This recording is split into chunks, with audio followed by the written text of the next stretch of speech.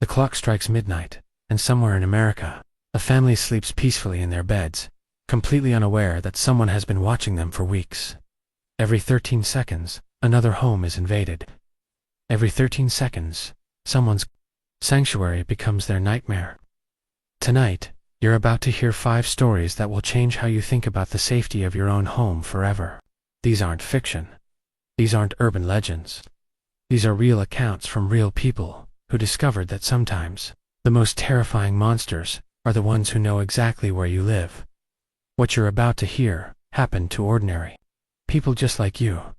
People who locked their doors, set their alarms, and believed they were safe. But as you'll learn, sometimes safety is just an illusion. And the only thing standing between you and absolute terror is a door that someone else has already learned how to open.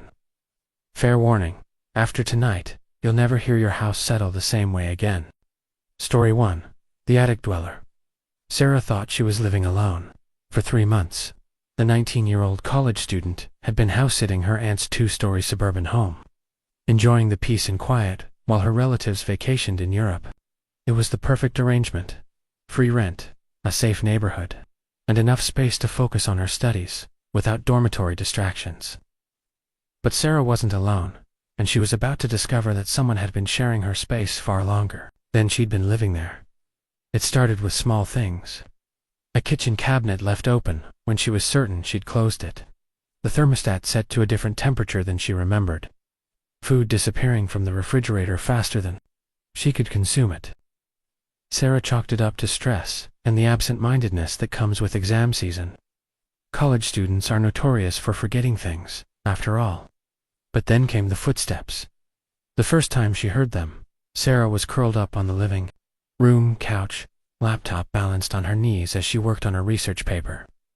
The house was quiet except for the gentle hum of the heater and the occasional car passing on the street outside. Then, clear as day, she heard the unmistakable sound of someone walking across the floor directly above her head. Heavy, deliberate steps that moved from one end of the upstairs hallway to the other. Sarah's fingers froze over her keyboard. Her aunt had mentioned that old houses make noise, that settling foundations could create all sorts of sounds, but this was different. This had rhythm. This had purpose. She waited, holding her breath, but the footsteps had stopped. Convincing herself it was nothing, Sarah returned to her work, but concentration proved impossible. Every few minutes her eyes would dart to the ceiling, waiting for the sound to return.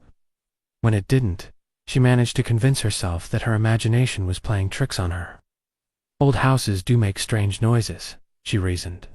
There was no one else in the house. There couldn't be, but the footsteps returned the next night, and the night after that, always around the same time, always following the same path across the upstairs hallway. Sarah began to dread the approaching evening hours, her stomach knotting with anxiety as darkness fell and the house grew quiet. She started leaving the television on, volume turned up high enough to mask any sounds from above, but even through the noise of late-night talk shows and old movies, she could still hear them. Step, step, step, step, step, step. On the 4th night, Sarah decided to investigate.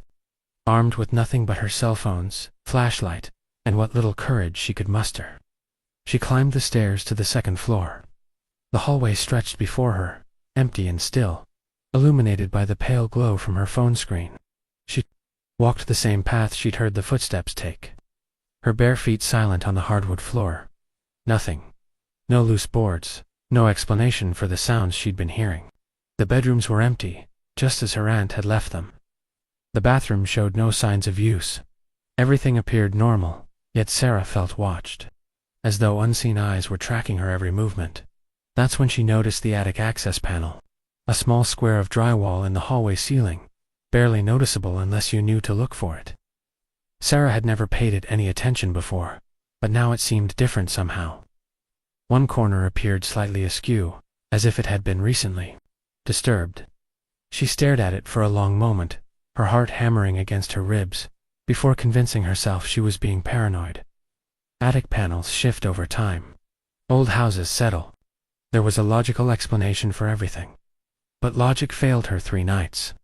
Later, when she heard something that made her blood turn to ice, It wasn't footsteps this time.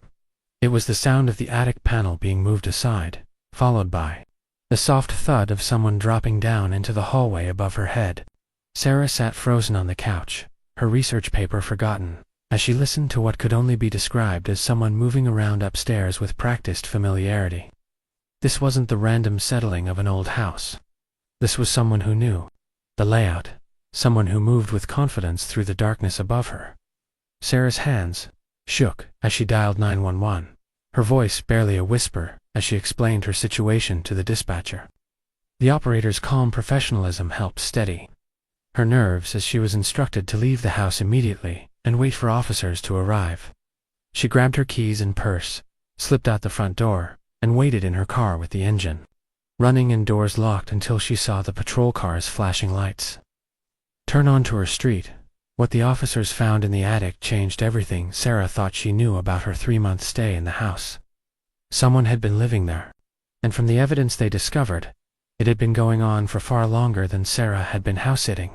A makeshift bed constructed from stolen blankets and pillows, empty food containers, and water bottles, items Sarah now realized had been disappearing from her kitchen. A collection of photographs taken through the house's windows, documenting the daily routines of Sarah's aunt's family. And most disturbing of all, recent photographs of Sarah herself, taken without her knowledge as she moved through the house she thought was her private sanctuary. The intruder had been watching her for months, learning her schedule, her habits, her routines. He knew when she studied, when she slept, when she showered. He had access to every part of her daily life, observing her from his hidden perch above her head, while she remained completely unaware of his presence. The police estimated he had been entering and leaving through a basement window that had been jimmied open so expertly that the damage was virtually invisible.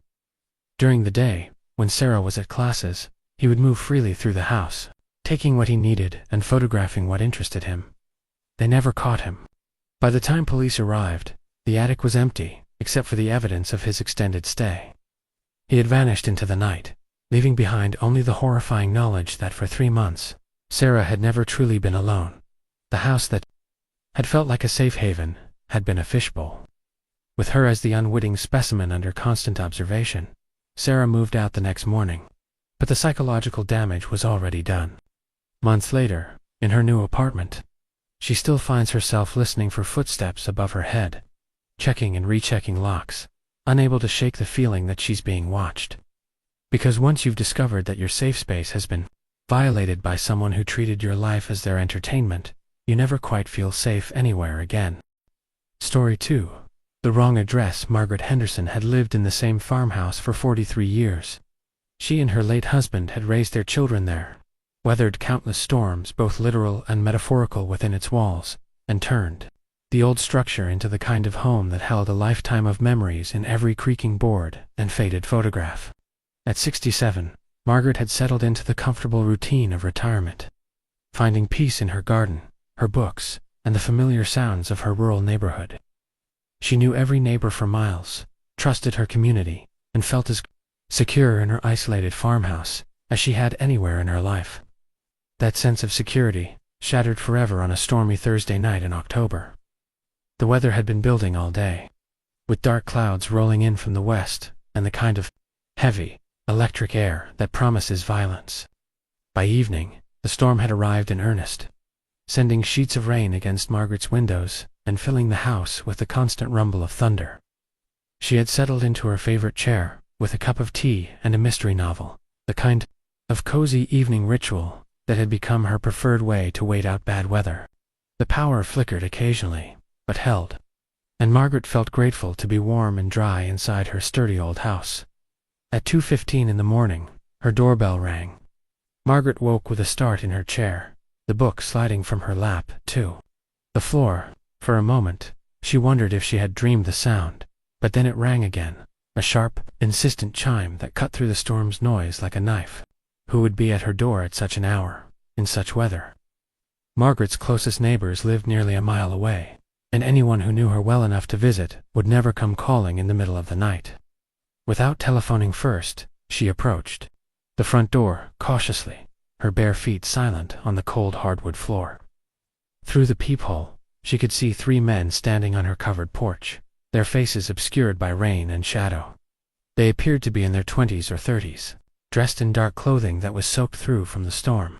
One of them leaned forward and pressed the doorbell again, holding it down until the chime became a constant, grating sound that made Margaret's teeth ache. "Mrs. Henderson," called one of the men, his voice barely audible over the wind and rain. "We need to talk to you about the package." Margaret's blood chilled.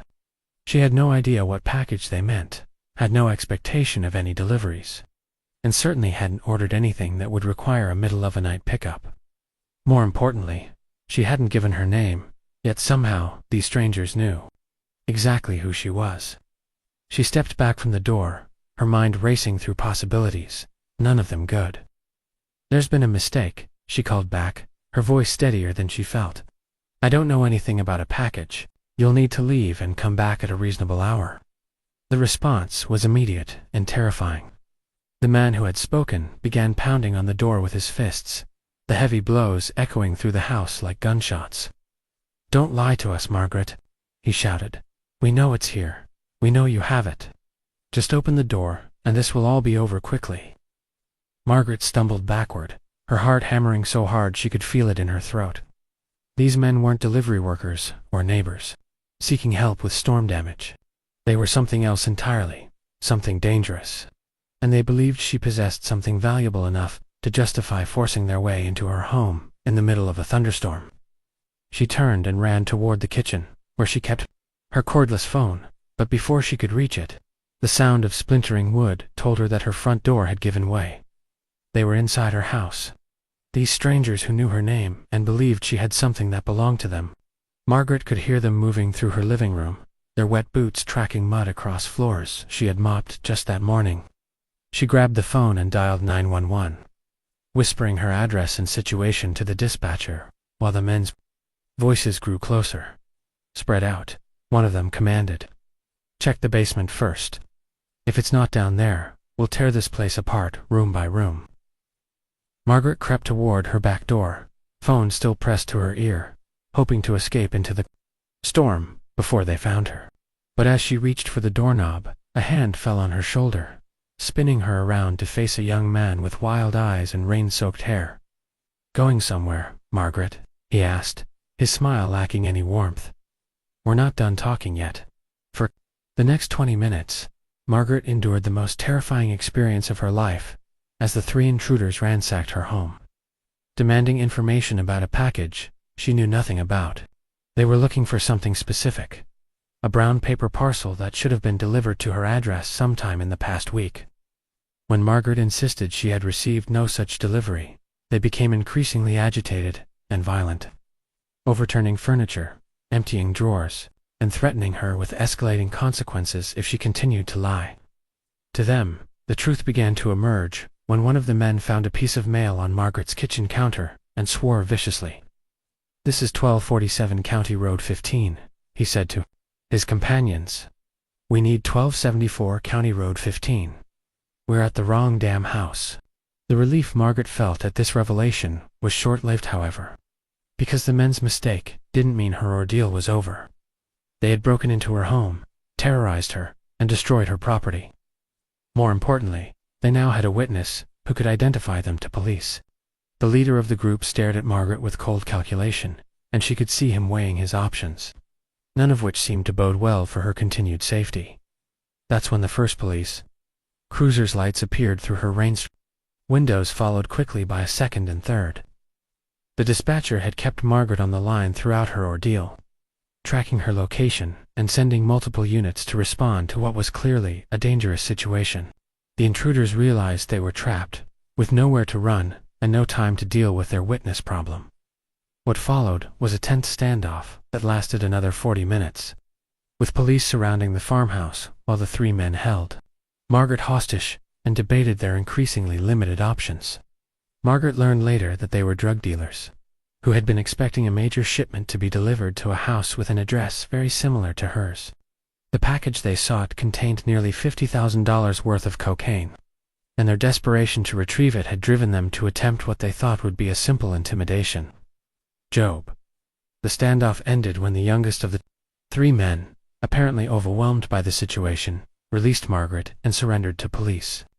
His two companions followed suit moments later, perhaps realizing that their predicament had moved far beyond simple drug dealing into kidnapping and home invasion territory. Margaret survived her ordeal, physically unharmed, but the psychological impact lingered for years. The farmhouse that had been her sanctuary for over 4 decades no longer felt safe. Every unexpected sound made her jump. Every knock at the door sent her pulse racing. She installed security systems, changed her phone number, and considered moving away from the only home she had ever truly loved. The 3 men were eventually sentenced to lengthy prison terms. But that knowledge provided little comfort to Margaret. During the long nights, when sleep eluded her, and every shadow seemed to hide a potential threat.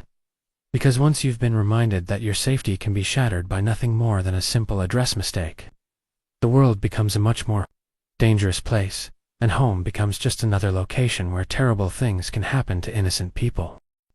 Story 3. Digital Invasion. David Chen thought he was living in the future.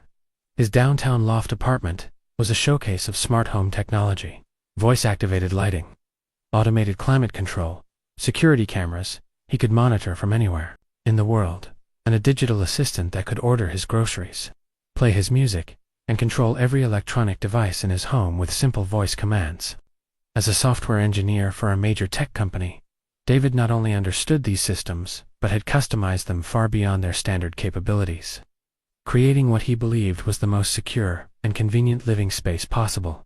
The smart home setup had been his pride and joy for over 2 years, a testament to his technical expertise and a glimpse into what he saw as the inevitable future of domestic life. Friends and colleagues regularly visited to marvel at his automated paradise, where lights dimmed based on the time of day. The coffee maker activated when his alarm went off, and the temperature adjusted itself based on his location within the apartment. David felt like he was living in a science fiction movie, and he loved every minute of it. That sense of technological superiority began to crumble on a Tuesday evening in March when David arrived home from work to find his apartment behaving strangely.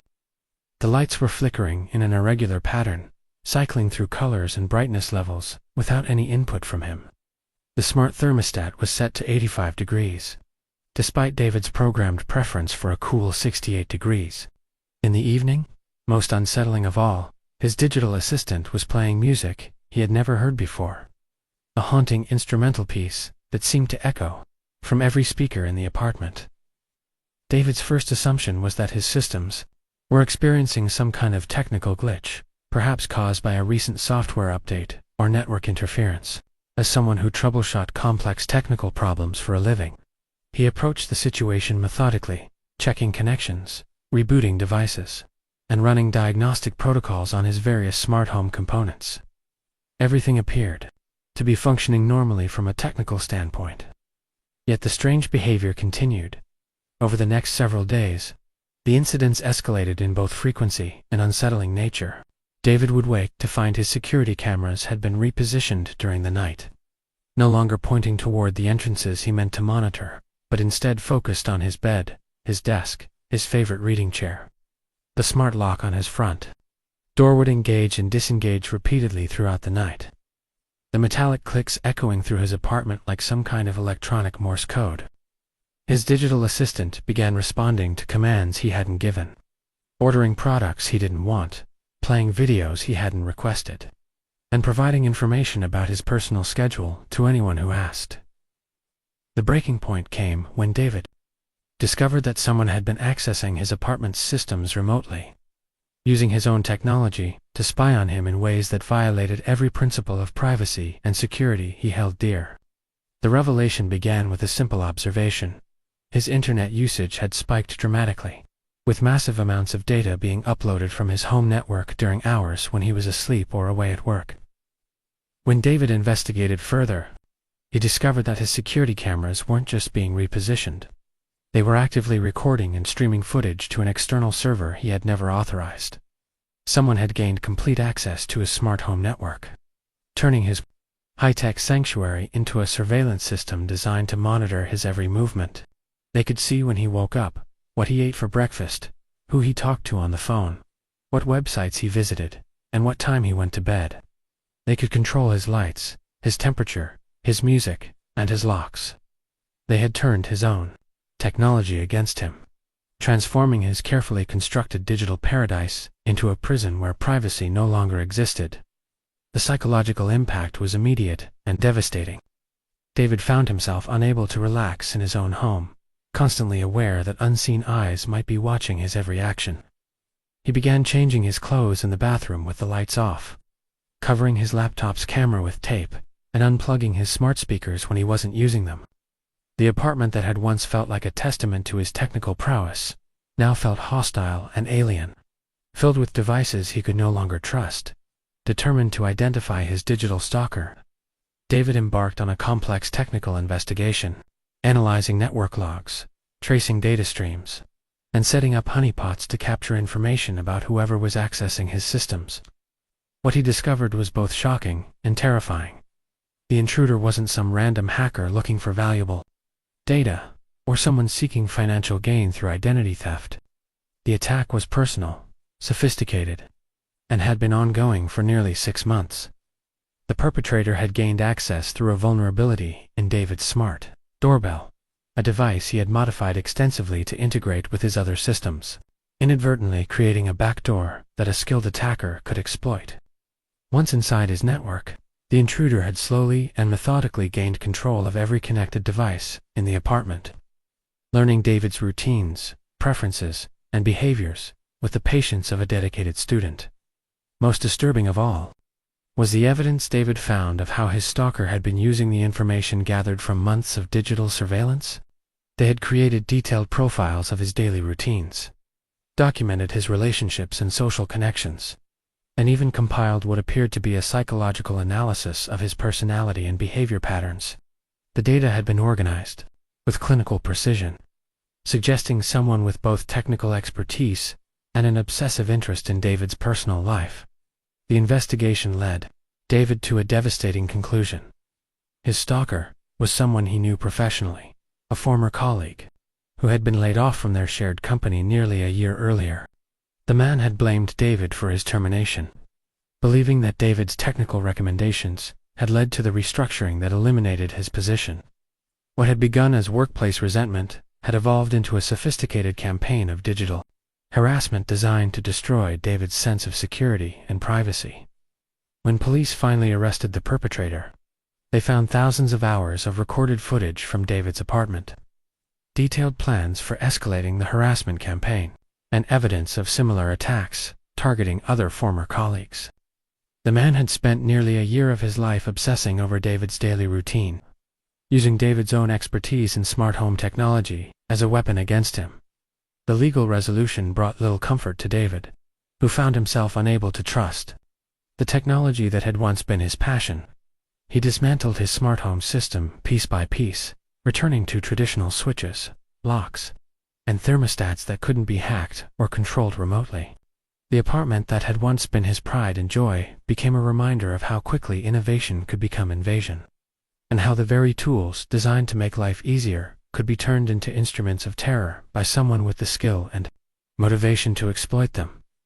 David eventually moved to a different city and changed careers, unable to shake the feeling that his every action was still being monitored by unseen digital eyes.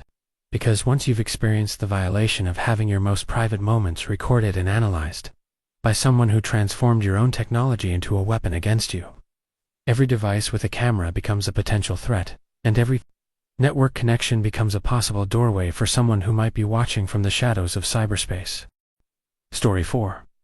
The Watchers call Emma Rodriguez had been babysitting since she was 14, building a reputation throughout her suburban neighborhood as the reliable teenager parents could trust with their most precious possessions. Now 16, she had a regular clientele of families who requested her services for date nights, business trips, and weekend getaways. Emma took pride in her work, treating each child in her care as if they were her own younger siblings, and parents consistently praised her responsibility, creativity, and natural ability to connect with children of all ages. The Morrison family had been using Emma's services for nearly 6 months, and she had grown particularly fond of their 2 young children, 5-year-old Jake, and 7-year-old Lily. The kids adored Emma, always begging their parents to call her when they needed a sitter. And Emma genuinely looked forward to her evenings at the Morrison house. The family lived in an upscale neighborhood known for its safety and community spirit. The kind of place where children could play in their yards without supervision, and parents felt comfortable leaving their doors unlocked during the day. On a crisp Saturday evening in November, Emma arrived at the Morrison home to find the children already in their pajamas, bouncing with excitement about their plans for the evening. The parents were attending a company dinner that would keep them out until nearly midnight, giving Emma plenty of time for games, stories, and the elaborate bedtime routines that Jake and Lily had come to expect during her visits. Everything began as it always did: dinner, followed by homework help for Lily, then cartoons and popcorn for both children. The first sign that something was wrong came around 8 o'clock, just as Emma was preparing to start the bedtime routine. Jake, normally a confident and outgoing child, suddenly became clingy and frightened, insisting that he had seen the shadow man standing in their backyard. When Emma looked out the sliding glass door that led to the Morrisons' patio, she saw nothing but the normal suburban landscape, a well-maintained lawn, a children's playset, and the neighboring houses with their warm, welcoming lights. "There's no one there, buddy," Emma assured Jake, pulling him close and speaking in the calm, soothing voice she had perfected during her years of babysitting. "Sometimes our eyes play tricks on us when it starts getting dark outside. How about we close these curtains and focus on getting ready for bed?" But Jake's fear was contagious, and soon Lily was pressing against Emma's other side, both children staring at the now covered windows with wide, frightened eyes. Emma had dealt with children's nighttime fears before: monsters under the bed, strange sounds in the attic, shadows that looked like scary creatures. She knew the routine: acknowledge their feelings, provide reassurance, and create a sense of safety through routine and comfort. The phone rang at 8:30, just as Emma was settling the children in Lily's room for story time. Thinking it might be the Morrisons checking in, Emma answered with her usual professional cheerfulness. "Morrison residence, Emma speaking." Silence stretched across the line for several seconds before a man's voice, low and gravelly, spoke into her ear. "I can see you, Emma. I can see all of you." The line went dead. Emma stared at the phone for a moment, her mind struggling to process what she had just heard. Crank calls weren't uncommon. Teenagers often received them, especially when they were babysitting in unfamiliar houses. But something about the man's voice had been different, more serious and threatening than the typical juvenile prank. He had known her name, and his words suggested he was watching the house. Emma's training in babysitting safety protocols kicked in immediately. She gathered the children close, checking that all doors and windows were locked, and closing any curtains that might provide a view into the house from outside. She called the Morrisons' cell phone, but it went straight to voicemail. They were probably in the middle of their dinner and had turned off their phones as planned. The phone rang again at 9 o'clock. "Having fun with Jake and Lily, Emma?" the same voice asked. "They're such beautiful children. It would be a shame if something happened to them." This time, Emma hung up immediately, her hands shaking as she stared at the phone. The caller knew the children's names. He knew they were in the house with her. This wasn't a random prank call. Someone was specifically targeting this family, this house, this situation. Emma's mind raced through her limited options: call the police, try to reach the Morrisons again, or pack up the children and leave the house entirely. Before she could decide on a course of action, Jake tugged at her sleeve. "Emma, the shadow man is back," he whispered, pointing toward the living room windows. "He's standing by the big tree now." Emma's blood turned to ice as she realized the children's earlier fears might not have been imagination after all. Someone had been watching the house, learning about the family's routines, waiting for an opportunity when the parents would be away, and only a teenage babysitter would be responsible for the children's safety. The third call came at 9:15. "You should send the children to bed now, Emma. It's getting late, and they need their sleep. But don't worry, I'll keep watching over them all night." Emma didn't answer this time, instead hanging up and immediately dialing 911. Her voice shook as she explained the situation to the dispatcher, describing the threatening phone calls and the possibility that someone was watching the house from outside. The dispatcher remained calm and professional, assuring Emma that patrol cars were being dispatched to her location and instructing her to keep the children close while remaining as far from windows as possible. What happened next transformed Emma from a confident teenager into a protective force that surprised even her. When Jake pointed toward the kitchen and whispered that he could see the shadow man trying to look through the window there, Emma didn't hesitate.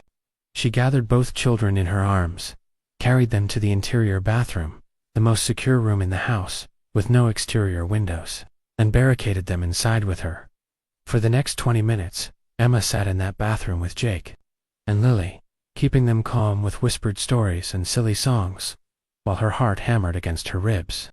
She could hear sounds outside, footsteps on the porch, the testing of door handles, the soft scrape of someone trying to find a way into the house.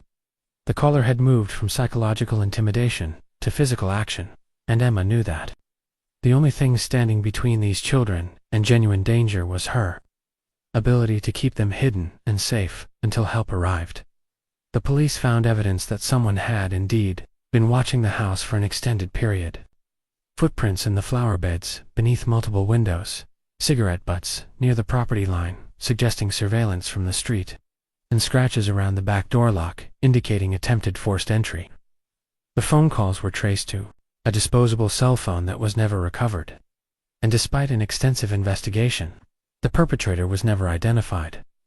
What stuck with Emma long after that night was the realization of how quickly her safe, familiar world had become dangerous and unpredictable. The Morrison house, where she had spent dozens of pleasant evenings, had been transformed into a hunting ground by someone who saw her and the children as prey. The neighborhood she had always considered secure had been revealed as just another place where terrible things could happen to innocent people. But more than the fear, Emma remembered the fierce protectiveness that had overwhelmed her when she realized Jake and Lily were in danger. In that bathroom, with two frightened children depending on her for their safety, Emma had discovered a strength she didn't know she possessed. The maternal instinct that had emerged from nowhere, the absolute certainty that she would do whatever was necessary to protect the children in her care, had surprised her with its intensity. Emma continued babysitting, but she was never quite the same. She installed safety apps on her phone, established check-in protocols with the families she worked for, and never again dismissed children's fears about shadows and strangers as simple imagination, because she had learned that sometimes the monsters children fear are real, and sometimes a 16-year-old babysitter is the only thing standing between those monsters and the innocent lives they want to destroy. The Morrison family moved away 3 months later, unable to feel safe, in a house where someone had watched their children and threatened their babysitter. Emma never saw Jake and Lily again, but she often wondered if they remembered the night when their teenage babysitter became their guardian. The night when love and responsibility proved stronger than fear, and the night when a children's game of hide-and-seek became a deadly serious matter of survival. Story 5. The Maintenance Man's Secret. Jessica Park thought she had found the perfect apartment. The modern complex boasted state-of-the-art security, a professional management company, and all the amenities a busy hospital nurse could want after long shifts in the emergency room. The rent was reasonable, the location convenient to both her workplace and the city's best restaurants and shops, and her ground floor unit offered the kind of privacy and quiet that Jessica needed to decompress from the high-stress environment of trauma medicine. As a night shift nurse, Jessica's schedule was the inverse of most people's daily routines. She would leave for work around 6 in the evening, return home between 7 and 8 in the morning, and sleep through most of the day while her neighbors were at their own jobs. This arrangement worked perfectly for Jessica, who had always been something of a night owl, and found the solitude of her reversed schedule both peaceful and practical. For the first few months in her new apartment, Jessica felt like she had made an excellent choice. The building was well maintained, her neighbors were quiet and respectful, and the management company was responsive to any concerns or requests. Jessica particularly appreciated the maintenance staff, who seemed to anticipate problems before they became serious and always left her apartment cleaner than they found it. Whenever they needed to perform repairs or routine service, the first hint that something wasn't quite right came in the form of small details that Jessica noticed when she returned from work. Items in her apartment would be arranged slightly differently than she remembered leaving them, not dramatically displaced, but shifted just enough that someone with Jessica's attention to detail would notice. A magazine moved from the coffee table to the kitchen counter. Her bedroom slippers positioned at a different angle beside her bed. The bathroom mirror reflecting light in a way that suggested it had been recently cleaned, when Jessica was certain she hadn't cleaned it herself initially.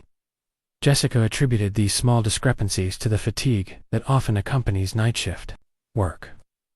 Emergency room nurses learn to function on minimal sleep, high stress, and constant vigilance, all of which can play tricks on memory and perception. Jessica assumed she was simply forgetting small actions she had taken before leaving for work, her mind too focused on the upcoming shift to properly encode routine activities into memory. But as weeks passed, the small changes became more frequent and more noticeable. Jessica would return home to find her thermostat set to a different temperature than she preferred, her television tuned to channels she never watched, and food items in her refrigerator arranged in patterns she would never have chosen. Most unsettling of all, she began to notice that someone seemed to be using her personal items. Her shampoo bottle would be lighter than expected. Her favorite coffee mug would be sitting clean in the dishwasher when she was certain she had left it dirty in the sink. The breakthrough came when Jessica decided to test her suspicions by creating small, deliberate arrangements before leaving for work, positioning objects in specific patterns that would be impossible to duplicate, accidentally leaving notes for herself in strategic locations, and taking photographs of various areas in her apartment with her phone. When she returned from work the next morning, the evidence was undeniable. Someone had been in her apartment while she was away, and they had tried to return everything to its original position, but had failed to replicate her intentional arrangements perfectly. Jessica's nursing background had taught her to approach problems systematically and document everything carefully. She began keeping a detailed log of the changes she observed, photographing evidence before it could be disturbed, and creating increasingly sophisticated tests to determine not just whether someone was entering her apartment, but how they were gaining access and what they were doing once inside. The most disturbing discovery came when Jessica realized that whoever was entering her apartment wasn't just moving her belongings around. They were using her space as if it were their own. Shower stalls that showed signs of recent use despite Jessica's certainty that she hadn't showered before leaving for work. Beds that appeared to have been slept in, with impressions in the mattress and pillows that suggested someone had spent hours lying there. Food consumed from her refrigerator in quantities that couldn't be explained by Jessica's own eating habits. Someone was living part-time in her apartment, treating her home as their personal space during the hours when she was at work. The violation felt deeper than simple burglary or vandalism. This was someone who was intimately familiar with her routines, her preferences, and her schedule. They knew exactly when she would be away and for how long, suggesting either extensive surveillance or inside knowledge of her work patterns. Jessica's investigation led her to focus on the people who had legitimate access to her apartment: the management company, the cleaning service, and the maintenance staff. Using techniques she had learned in her healthcare career for tracking inconsistencies and documenting evidence, Jessica began monitoring the building's maintenance schedules, questioning neighbors about their own experiences, and researching the backgrounds of everyone who might have keys to her unit. The truth emerged when Jessica decided to call in sick one evening and remain hidden in her apartment to see what would happen during her usual work hours. At approximately 10 o'clock, well after Jessica would normally have left for her shift, she heard the distinctive sound of a key being inserted into her front door lock. Someone was entering her apartment, using what appeared to be an official key, clearly expecting to find the space empty and available for their personal use. Jessica remained hidden in her bedroom closet, phone in hand with 911 already dialed, as she listened to someone moving through her apartment with the confidence of familiarity. They went straight to her refrigerator, helped themselves to food and drink, turned on her television, and eventually made their way to her bathroom, where she could hear the shower running. Someone was treating her apartment like their own personal retreat, completely confident that they had hours of uninterrupted access to her most private space. When the intruder moved into Jessica's bedroom and began going through her personal belongings, Jessica realized she could no longer remain hidden safely. She pressed the call button on her phone, whispered her situation to the 911 dispatcher, and prepared to defend herself if necessary. The police response was swift and professional, surrounding the building and apprehending the intruder before he could escape or destroy evidence. The perpetrator turned out to be exactly who Jessica had begun to suspect: a maintenance worker employed by the building's management company. He had been using his master key to enter Jessica's apartment during her work hours for over 6 months, treating her home as his personal living space. When his own apartment became too crowded with roommates or too expensive to maintain, he had studied Jessica's schedule carefully, timing his visits to coincide with her work shifts, and had become so comfortable with the arrangement that he had grown careless about hiding the evidence of his presence. The investigation revealed that Jessica wasn't his only victim. The maintenance worker had been systematically violating the apartments of multiple residents whose schedules he had learned through his work, essentially maintaining several part-time residences throughout the complex, using his access keys and knowledge of when units would be empty. He had showered in their bathrooms, slept in their beds, eaten their food, and treated their most personal spaces as extensions of his own living area. The psychological impact on Jessica was profound and lasting. The apartment that had once felt like a sanctuary from the stress of her demanding job became a place where she could never fully relax or feel secure. Every time she left for work, she wondered if someone would be using her bed, her shower, her kitchen while she was away. Every time she returned home, she searched for evidence that her space had been violated in ways she might not immediately detect. Jessica broke her lease and moved to a different building, but the damage to her sense of security went with her. She installed additional locks, security cameras, and motion detectors in her new apartment. She varied her schedule randomly to make it harder for potential stalkers to predict her movements. She never again felt completely comfortable with the idea that maintenance workers, property managers, or cleaning services might have access to her home during her absence. The violation Jessica experienced went beyond simple trespassing or theft. Someone had turned her most private refuge into their personal playground, demonstrating a level of entitlement and invasiveness that challenged her fundamental assumptions about privacy, safety, and the sanctity of home. The knowledge that for months someone had been sleeping in her bed, using her shower, and going through her personal belongings while she worked night shifts to help save other people's lives, left Jessica with a profound sense of betrayal and vulnerability that took years to overcome. Because once you've discovered that someone has been secretly living in your space, using your belongings, and violating your privacy with the methodical precision of someone who considers your home their own personal resource, and every moment away from home becomes an opportunity for someone else to make themselves comfortable in the space you thought belonged only to you.